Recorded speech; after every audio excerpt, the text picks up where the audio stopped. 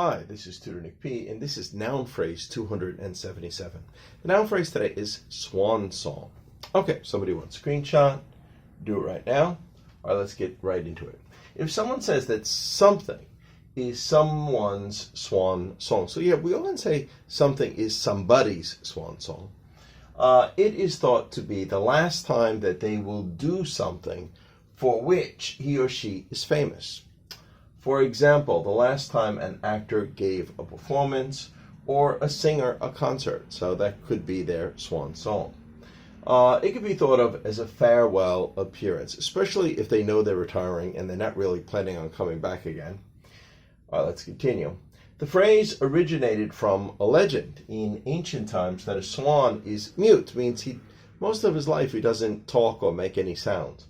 Most of his life, but will sing beautifully and in a sad way just before dying. All right, let's continue.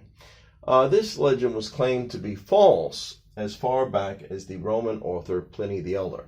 Here is his quote.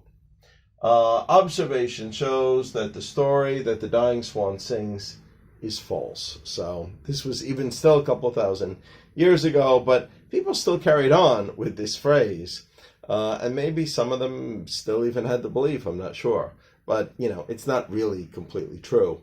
I don't know. Swans might make a few sounds while they're alive, and they definitely don't all suddenly sing a sad song just before dying.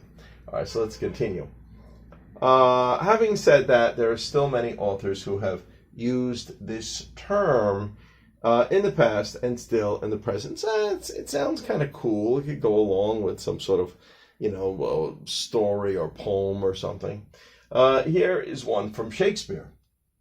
In the play The Merchant of Venice, the character Portia said, "Let music sound while he doth," remember doth was the old form of does, "while he doth make choice them. If he lose, he maketh a swan-like ending, fading in music." So kind of the same sort of idea. So that was already, kind of used even by Shakespeare. All right, let's continue. And we have 3 examples to show just how we would use it. Here's the first one. He claims that this will be his final album and his swan song. Okay, good. Number 2, no one had expected that Heath Ledger's role of the Joker in his movie The Dark Knight to be his swan song.